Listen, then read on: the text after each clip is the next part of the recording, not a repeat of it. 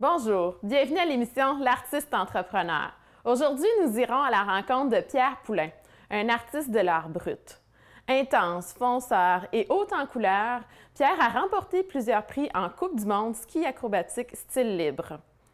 Il est président de 2 entreprises spécialisées en événementiel, vice-président des Ballets de Québec et peintre professionnel depuis plus de 25 ans. Pierre utilise son audace pour faire connaître ses créations à travers le monde. Bonne découverte!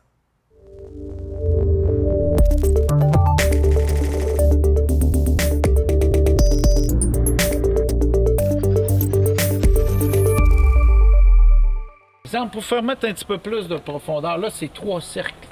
3 cercles représentant un peu qu'est-ce qu'Annie a amené avec l'émission, comment aller plus loin côté international. Bien, c'est en travaillant en équipe. Parce que seulement un artiste lui-même seul ne pourra pas aller plus loin.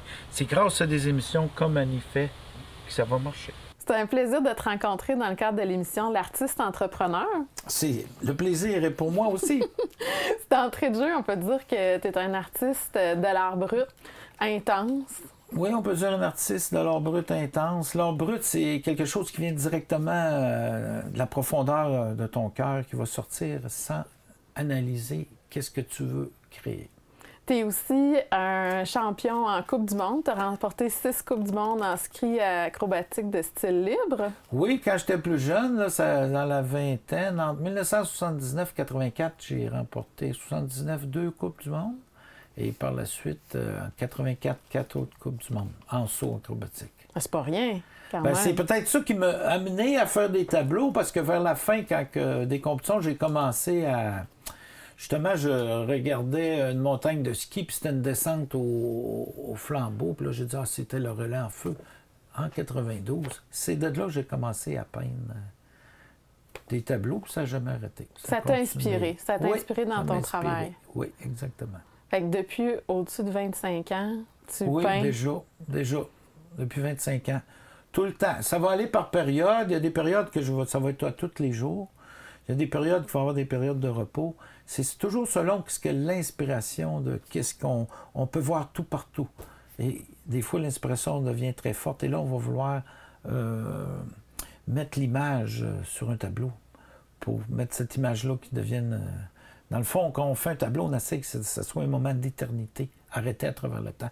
C'est pour ça que dans le monde d'aujourd'hui, souvent on peut se poser pourquoi... Parce qu'il y a beaucoup d'ordinateurs, beaucoup de choses électroniques. Les tableaux, ils survivent quand même. Les tableaux sont omniprésents après tant d'années. Ça veut dire qu'il y a une énergie spéciale. Il y a beaucoup de choses qui se font par ordinateur aussi, mais les tableaux de base avec de l'huile, de l'acrylique ou peu importe, ça survit encore. Ça reste C'est un signe des temps. Est-ce que, pour toi, justement, tu te questionnes sur la modernité, sur ce qui se passe dans le monde? C'est ça que j'entends par rapport à tes sujets dans ton travail? Ah, une bonne question, Annie. C'est justement, dernièrement, je fais beaucoup de petits tableaux, des grands tableaux sur l'intelligence artificielle. OK. C'est que l'intelligence artificielle est en train, on s'en rend pas compte, mais ça va très, très vite là, avec la nanotechnologie. Ça prend tranquillement notre place, notre espace. C'est pour ça qu'en tant qu'artiste, c'est très important de réaliser des œuvres pour montrer que tous les humains, on est là. Souvent, des fois, tu vas regarder dans ton téléphone ou tu vas poser des questions, puis là, c'est marqué, c'est un robot. Que voulez-vous, humain? Ça, j'ai vu ça dernièrement. C'est assez spécial. C'est pour ça qu'un des tableaux, on vous le montrera tantôt, j'ai fait avec un ordinateur, un téléphone, communication. Chaque tableau que je vais faire, c'est pour faire que les yeux du spectateur vont se poser des questions du pourquoi. De cette période-là, là, le dernier mois ou deux, je suis dirigé vers ça. Après, ça peut être d'autres choses. Donc, tu aimes ça que les gens réagissent quand ils regardent tes œuvres. Tu aimes ça qu'ils se posent des questions et qu'ils soient capables de lire ou comprendre. Oui. Oui. Le but des couleurs, les couleurs, c'est une vibration. C'est sûr que les gens qui vont regarder le tableau, certaines couleurs vont développer des choses dans leur personne intérieure. Et chaque personne va regarder le tableau, va l'interpréter à sa manière. Mais c'est sûr que les couleurs, l'image, fait un questionnement intérieur. C'est le but. Mais le but ultime, c'est de faire un tableau que que nous-mêmes, qu'on devienne une œuvre d'art. C'est ça, c'est du travail. Du travail, oui, puis non, on peut dire plus de la passion ou une façon de vivre. Une façon de vivre. Quand j'étais plus jeune, c'était le ski. Et là, je fais encore le ski, mais les tableaux, c'est ma façon de vivre. De m'exprimer face à la vie dans ce questionnement existentiel qu'on a tous. En peignant, on se questionne moins. On avance. Fait que ce qu'on le voit, parce qu'ici, dans ton atelier, on voit qu'on est dans ton univers, qu'on est entouré de ta création, puis qu'il y a plein de stimuli partout. Fait que oui. Fait que c'est ça comme fait un sous-marin toi, où tout est... C'est pas très grand, c'est 25 par 25, mais tout est là. Souvent, je vais produire les tableaux, après, je vais les envoyer vers Québec ou vers des endroits, des galeries. Mais assis ici, ça me donne exactement un stimulus mental excessif. Et là, on est à l'intérieur et l'été, je peins à l'extérieur, qui va donner un autre modèle de lumière. Oui, justement, tantôt, on va aller voir ça. Et par rapport, justement, à ton rythme de travail, est-ce que tu es quelqu'un, tu parlais tantôt, c'est des périodes intenses. C'est une période, ça peut durer combien de temps? C'est quelques semaines? Oui, ça peut être quelques semaines, parce que souvent, j'ai fait des thématiques. Exemple, j'avais des anciens journaux de 1900, 1889. Et là, j'ai commencé à faire une série. Et là, ça a duré 2 semaines. Okay. Après, je vais repartir. C'est tout. On va toujours... Je crée par thématique. OK. Et souvent, ça peut être à tous les jours, un tout petit peu, ou des fois, ça va être des grandes journées, du matin au soir. C'est toujours... je n'ai pas d'horaire prérequis. Il faut que quand tu vas peindre, que ça vienne naturellement. Donc, quand l'énergie est là, quand l'énergie est là, il ne faut pas que tu te forces. Jamais. OK, je comprends. Sinon, là, ça sort pas... faut pas que ça devienne une chose comme... un travail, c'est une création. C'est pas un travail, une créativité. Surtout que toi, tu es dans l'art brut, donc c'est ça. Il faut que cette énergie-là, tu la sentes. Exactement. Oui. Il faut que tu sentes comme un matin, avant que vous venez pour faire l'interview, ben là, je vais préparer, puis là, déjà, juste le fait de... On se fait comme une entrevue autour de l'art, ben ça stimule le mental. On le verra tantôt. Ah, ça a donné quoi? Ça stimule ta créativité. C'est ça, quand on va aller à l'extérieur. Est-ce que, justement, tu parlais de collection, tu parlais de thématiques. Pourrais-tu m'expliquer un peu le type de thématique ou de collection que tu as fait? Ou... Oui, exemple, j'ai fait avec... j'ai créé des gilets pour... je ne sais pas si on peut en parler, de Simon. Ben oui. Puis là, la thématique que j'avais faite, c'était sur un journal des années 1963 qui était à Washington. Et là, ça a sorti que le Big Brother, tu sais, on est tout le temps checké. Ça fait que ma thématique a été là-dessus. Dire, est-ce qu'on a vraiment... on est surveillé de tout partout, il faut le savoir. Nos pas sont surveillés de tout partout. Ça, c'est tout dans Oui, parce que tout est filmé, tout est analysé. J'ai fait une thématique là-dessus. OK, exactement. Puis là, j'en ai fait 7-8 tableaux. Puis après, j'ai fait une collection de... justement, là, c'était sur les robes de femmes qui étaient The Big Brother is Watching Us, qui est allé aux États-Unis.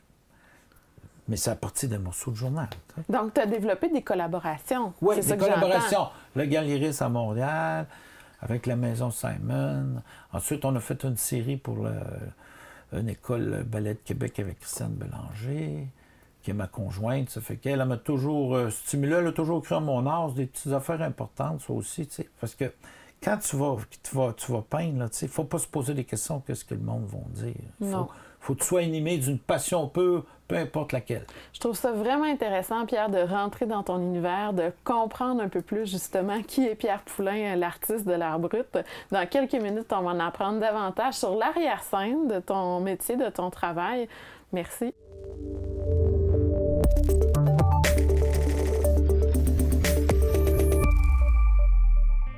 Toute sa promotion, toute sa communication, toute la gestion, mettons, de ses expositions.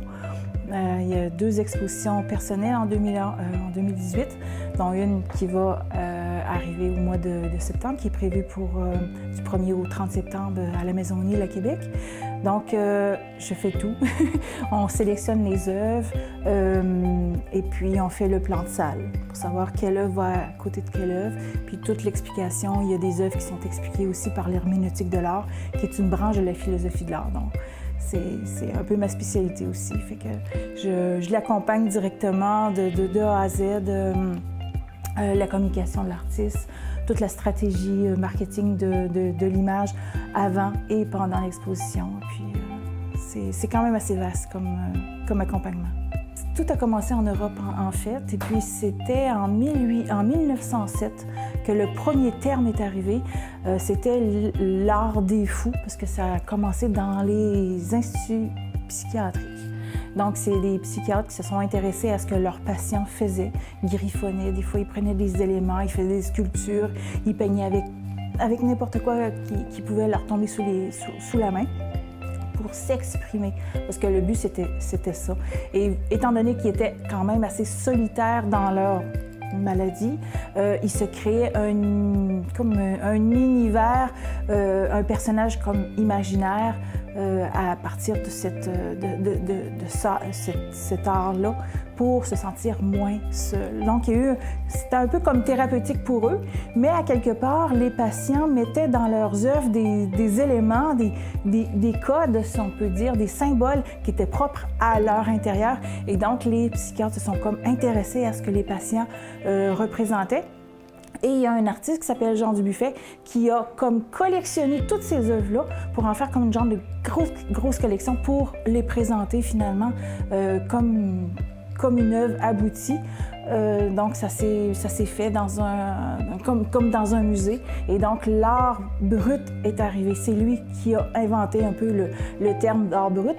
Et ensuite de ça, ça a évolué. En 1978, deux artistes ont présenté de l'art, ils les appelaient les singuliers. Donc, l'art singulier a fait son apparence, qui est un peu comme le prolongement de l'art brut. Et puis, finalement, des artistes saints de corps et d'esprit, comme Pierre Poulain, c'est là que je vais en venir, se sont appropriés le mouvement qui est né en Europe, en fait. Donc, c'est très rare au Canada de voir des artistes de l'art brut qui pratiquent ce type d'art spécialement.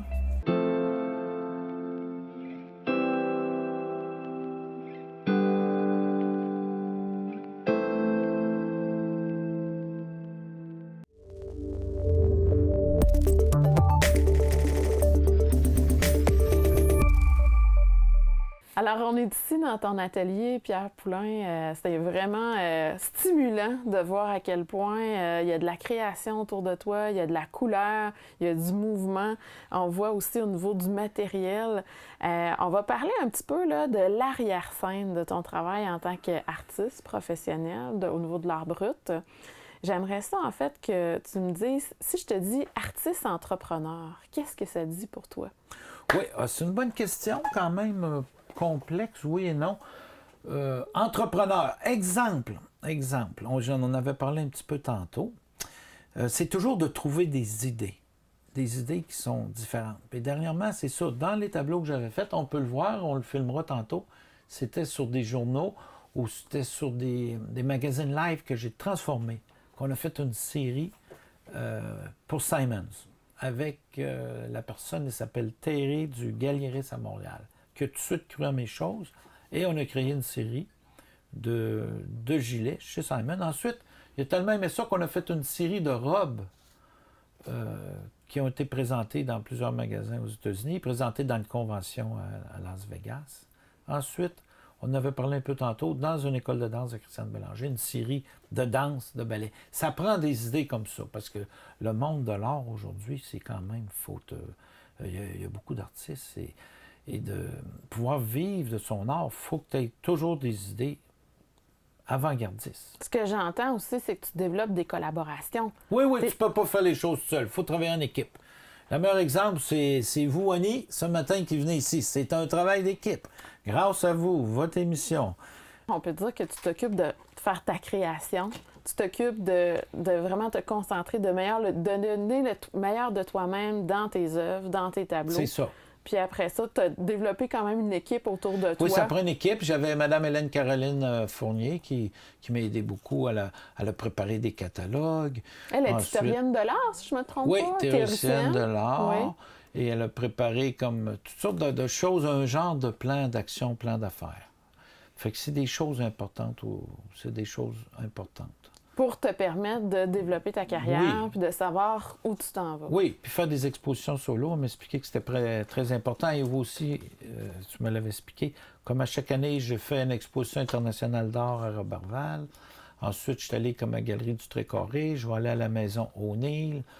Et je suis dans la Galerie Zen. Ça, c'est des lieux permanents avec Esther Garneau. Un autre endroit que je suis, c'est au Centre Uriel. L'École de ballet de Québec, tous mes tableaux sont exposés là. Et là, dans un mois et demi, je retourne à Toronto. Je vais rencontrer le monsieur qui avait une grande galerie là-bas, que c'est un Québécois, que j'avais rencontré l'année passée. Ah oui? Là, on a une autre rencontre. T'as fait des démarches, là? Oui. Okay. Je me souviens, il s'appelait Monsieur Sylvain. En tout cas, c'était une très grande galerie avec des Québécois. Ça fait qu'il faut toujours, pour être un entrepreneur artiste, il ne faut pas juste rester assis. Il faut faire des pas. On peut dire, Pierre, que tu es un homme d'affaires aussi, parce que tu as aussi ton entreprise. Oui, moi, je crée des spectacles. Ça ressemble au tableau. Je fais des spectacles de cirque patin. Et j'ai tout fait les genres de spectacles. BMX, skateboard, inline, high dive, trampoline, ski acrobatique. Mais là, je suis dans le patin cirque aux États-Unis.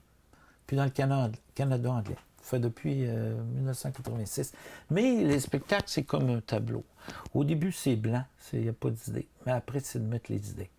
Fait que c'est, dans le fond, le travail que je fais est comme l'art que je fais. C'est les idées, les tableaux, et s'associer avec des gens, travailler en équipe. Comme pour l'artiste, là, je fais un tableau, mais ça prend un genre de diffusion, parce que là, c'est la même chose. C'est une bonne idée. Dans le fond, on peut dire que les compétences que tu as développées dans le domaine des sports, dans le domaine des affaires, tu l'appliques dans ta création. Exactement. C'est très vrai parce que quand j'étais plus jeune, je faisais des sauts de ski acrobatique. Il fallait que j'en fasse tous les jours, sauter, faire apprendre des nouvelles choses. Mais pour faire des tableaux, c'est la même chose. Faut que tu sautes ou tu fasses tes twists, il faut que tu y ailles avec ton pinceau. Faut que tu pratiques. Faut que tu pratiques, sans te poser de questions. Puis tu continues. Puis plus tu en fais, des fois, tu vas développer un nouveau saut. Ah! Mais c'est à cause que tu as fait 200 sauts avant. C'est drôle, la peinture, c'est un peu comme ça. C'est que tu as comme un mur blanc, et là, tu vas le peinturer. Pouf! Wow! Il est fait. Mais là, quand il est fait, il faut que tu défonces un autre mur, tu ôtes le tableau, puis là, ça redevient blanc. C'est comme une histoire sans fin. Donc, on peut dire que dans le processus de création, il y a beaucoup d'inconnus. Oui, beaucoup d'inconnus. Beaucoup d'inconnus. Parce que quand tu vas créer quelque chose, c'est surtout de qu'est-ce que je fais à l'art brut, c'est souvent il y a des choses que le chemin que je voulais prendre, l'arrivée ne sera pas la même. Parce que c'est différent, comme exemple, si on regarde un peintre hyper réaliste, là, je vais peindre vous, tu sais, ton visage. Bien là, c'est la précision. L'art brut, outsider art, c'est différent. C'est une image qui va apparaître. Mais j'ai l'idée. Mais souvent, il y a des choses qui vont dire « Ah, wow! » J'ai toujours une idée. C'est un voyage différent à chaque fois. Oui, total. À chaque fois, une nouvelle histoire. Il n'y a pas un tableau qui va se ressembler. Donc, on peut dire, si on fait le comparatif au niveau du domaine des affaires, que c'est la même chose. Quand tu pars avec ton équipe vrai. aux Quand tu pars avec les équipes aux États-Unis, là, on a un modèle. Au début, le modèle n'est pas fait. C'est qu'on le fait en équipe, on le crée, l'histoire, la musique, la chorégraphie. C'est un tableau aussi. C'est un tableau. Parce que ça part d'une scène blanche. Un tableau va partir d'une page blanche. Fait que les processus se ressemblent. Oui, c'est une bonne remarque que tu m'as donnée. Exactement. Est-ce qu'on peut dire aussi, Pierre, que justement avec les collaborations que tu as développées, ça t'a donné une confiance aussi, que ça t'a amené à un autre niveau? Oui, il faut que tu collabores avec tout le monde en équipe, gardant un bon esprit, parce que tout seul, c'est très dur. Comme toi, j'ai rencontré. Au début, j'ai parti avec toi, Circuit des créateurs, je m'en rappelle. Et pour en 2014. Oui, ça l'a aidé beaucoup. Tu sais, parce qu'à chaque année, on fait des choses. Vous permettez de nous diffuser, puis ça, on grandit. Ouais. Avec les activités qui sont organisées, le site Internet. Grâce à ça, je suis allé au site Les Trois Couvents. Là, j'ai fait un œuvre live qu'après, on a mis en auction. Ensuite, je donne des stages pour les jeunes, pour leur montrer c'est quoi l'art brut, les faire triper, corps et net. Là, donc, tu fais de la médiation culturelle. Dans le fond, oui, de la médiation culturelle, c'est d'expliquer à un auditoire qui ne sont pas nécessairement des connaisseurs, d'expliquer ce que tu fais. Ah oui, c'est ça. C'est ça que j'avais fait aux Trois Couvents avec Mme Alexandra, qu'elle s'appelait, Alexandra Lecomte, et Geneviève Bergeron. Oui, eux autres, vraiment, je trouve ça sympathique. C'est une belle place à aller, là. aller visiter ce À qui se passe là. Château-Richer, au Ouais, Trois-Couvents. Château-Richer, oui. Fait que la côte de Beaupré, c'est vraiment... Ben, il y a plusieurs années, c'est la côte de Beaupré. Tous les grands artistes étaient là au début du siècle. Ben oui, dans les années Ouais. 1800. Ben, Ouais. dans le fond, le circuit des créateurs, c'est ça qui se reproduit. C'est une continuité. C'est une continuité 100 ans après et plus. Ouais. C'est vrai, Annie, Oui, hein, quand tu penses à c'est ça. vrai. Fait Oui, qu'un matin, on a totalement. redécouvert ça. Oui, ça s'appelait le Pen and Pencil Club, Pierre. Imagine donc. Oui, il y a un livre qui a été écrit par Madeleine Landry, justement, Ah. sur les grands peintres des artistes qui venaient des États-Unis, qui Oui. venaient de partout peindre sur Ben, le circuit la des côte de créateurs, Beaupré. c'est la continuité de ça. Bravo! T'as raison, Pierre. Bravo! T'as raison. Alors, merci beaucoup pour ce partage. Dans quelques minutes, on va en apprendre encore plus sur tes objectifs, ta carrière, ton avenir, où tu t'en vas, où tu veux aller avec ta carrière. Parfait.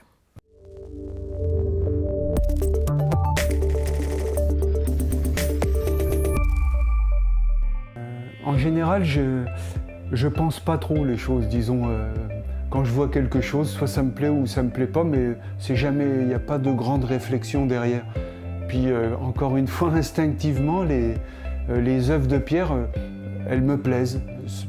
J'ai pas à réfléchir dessus, ça me plaît, ça rentre par mes yeux, puis ça va dans mon corps, je sais pas, ça me plaît quoi, disons, ça me remplit. Puis ce qu'il y a dedans, c'est vrai que c'est assez...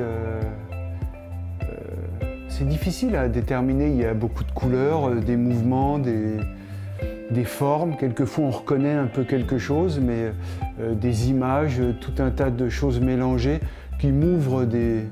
C'est difficile à dire avec des mots, mais dans mon...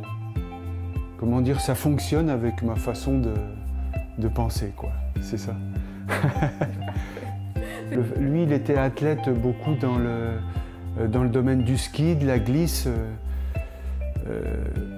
Moi aussi, d'un côté, j'ai toujours aimé la glisse, le ski, puis la planche à voile, le windsurf. Enfin. Puis tous les deux, on fait du skateboard un peu comme ça, peut-être, comment dire, pas comme des adolescents en fond, peut-être plus paisiblement, mais quand même, on surfe dans les rues, entre les plaques d'égout et les trottoirs, disons. Et puis, je sais pas, il y a des choses qui nous rapprochent comme ça. C'est ça, je trouve pas bien mes mots. J'aurais plein de choses à dire, mais je trouve pas mes mots comme ça. Mais j'aime beaucoup Pierre, quoi. Beaucoup, beaucoup.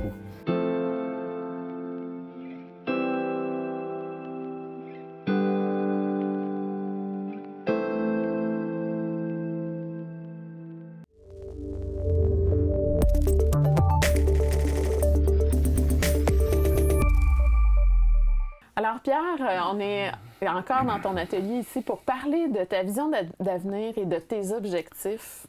Parce que je veux savoir, Pierre Poulain, l'artiste d'art brut, où est-ce qu'il voit dans l'avenir? Bien, l'avenir, elle est omniprésente en étant dans le présent d'aujourd'hui. L'avenir, ça va se passer dans notre tête, mais c'est peut-être une illusion ou le passé. Mais exemple, si on veut parler l'avenir, oui. Exemple, j'ai envoyé les choses que j'ai faites, un catalogue au Musée des Beaux-Arts de New York. Wow! Le MoMA. Donc, tu as de l'audace, Pierre. Oui, et ils m'ont répondu. Wow! C'est drôle, je n'ai pas envoyé rien beaucoup dans le Canada, pas encore, mais ils ont répondu, OK. qui ont dit « Bravo ce que vous faites, nous apprécions énormément votre travail, que vous nous le partagiez. » Ensuite, ils m'ont dit qu'elle allait remettre ça au curateur. Ouais. Au curateur. Ouais. Puis qu'ils vont analyser ça. Mais tu sais, ils ont gardé le catalogue. Donc, ils ont savent que puis ils ont t'existes. réécrit, ils savent que j'existe. Puis c'est pas par email ou c'était une vraie lettre, là, tu sais, du MoMA Museum. Fait que c'est quand même une grande étape. Ensuite, ils m'ont dit de leur faire parvenir le nouveau travail. C'était assez spécial. Une autre chose que j'ai faite en parlant, on peut parler des futurs. Très important d'être dans le marché de l'art, c'est être sur... il y a des grands réseaux, puis il y a le Saatchi Art et Art Price. Ouais. Art Price, c'est Terry Herman, justement, qui a fondé ça. OK. Et je lui avais écrit, je lui ai envoyé un paquet de toutes les choses que je faisais, OK. que j'étais fier d'être sur Art Price. Après, il m'a renvoyé, comme vous voyez ici, lui, il y a un grand musée qui est en France, tout près de Lyon, le musée du chaos. Vous regarderez dans l'Internet, c'est vraiment intéressant. Ensuite, M. Herman, il m'a envoyé son livre avec toutes ses créations pour garder la stimulation. Parce que lui, c'est le créateur, il a créé les premiers serveurs Internet. C'est une des 100 fortunes les plus riches en France. Wow. Il m'a tout envoyé son livre de la Maison du Chaos, qui est un musée tout à fait spécial. Donc, pour toi, Pierre, c'est important qu'ils te connaissent. Oui, c'est d'envoyer les choses, c'est ça, personnelles, pas seulement par ordinateur, envoyer un paquet. Donc, tu fais du développement de marché. Oui, parce que quand on voit après, il m'a renvoyé son immense livre de tout ce qu'il a développé. Mais vous pouvez voir dans l'Internet, la Maison du Chaos, c'est quelque chose d'incroyable. Il m'a envoyé un livre en me félicitant, un grand livre par la poste qui est venu de France, mais j'ai envoyé un paquet. C'est ArtPrice, avec ArtPrice, on sait tout, parce que l'art peut être un investissement. Oui. Pourquoi que... c'est très minime, c'est pas tout le monde qui va être intéressé à l'art, mais l'art, c'est comme de l'art. Quelqu'un qui va investir, on regarde le dernier tableau qui s'est vendu le plus cher, le Moda de Léonard de Vinci, de savoir si c'est un vrai ou pas vrai, ça, c'est l'art. C'est une autre question. C'est une autre question, mais ils l'ont vendu 450 millions. Ouais. 450 millions. Fait qu'on voit que... Puis le marché qui s'est développé beaucoup aujourd'hui, c'est en Chine avec les musées. Fait que c'est sûr, en étant artiste, il ne faut pas oublier les musées. Il y a les galeries, il y a les musées, mais c'est de trouver les bonnes personnes ressources. Mais avec le travail que tu fais, que, exemple, on fait une émission, ça développe le marché international, parce que ton émission, qui est en français, on va la renvoyer, exemple, sur le marché francophone. Sur le marché francophone. On peut l'envoyer à M. Terry Hartman en même temps pour lui dire « Ah, regardez, on parle de vous au Québec, bravo. Bravo ce que vous faites. Que tu analyses ce qui se passe dans le monde. Oui, il faut que tu sois au courant de tout ce qui se passe dans le marché de l'art. Quelqu'un qui peut investir, il y a des tableaux, ces tableaux, qui peuvent donner de génération en génération. Les tableaux vont faire qu'ils vont devenir la valeur. C'est vous, c'est le monde. C'est la diffusion. Oui, puis il faut être bien comme moi, mettons, avec mon agent, je vais être sur le Wikipédia des artistes canadiens. Ensuite, avec Hélène Caroline, c'est Hélène Caroline qui s'occupe de ça? Oui, ensuite d'être... il y a eu certaines méthodes à faire, là, tu sais. Mais le meilleur exemple, c'est d'envoyer des paquets et le monde va vous répondre. Le monsieur Terry de ArtPrice, ça, j'ai trouvé ça quand même incroyable. Et le musée de le MoMA, parce que j'avais été visiter le MoMA à New York. J'ai dit, waouh, mais j'ai envoyé mon paquet. Ils m'ont réécrit tout de suite. Merci de partager. On garde ça précieusement. On va l'envoyer dans les bonnes mains. Bien, merci beaucoup, Pierre. Merci Poulin. à toi, Annie. L'art brut, c'est un plaisir de voir ton travail, de découvrir aussi l'arrière-scène, de comprendre aussi tes intentions, ton processus de création. C'est un réel plaisir de te rencontrer ici aujourd'hui à ton atelier. Eh bien, merci beaucoup à toi d'être venu. C'est très apprécié.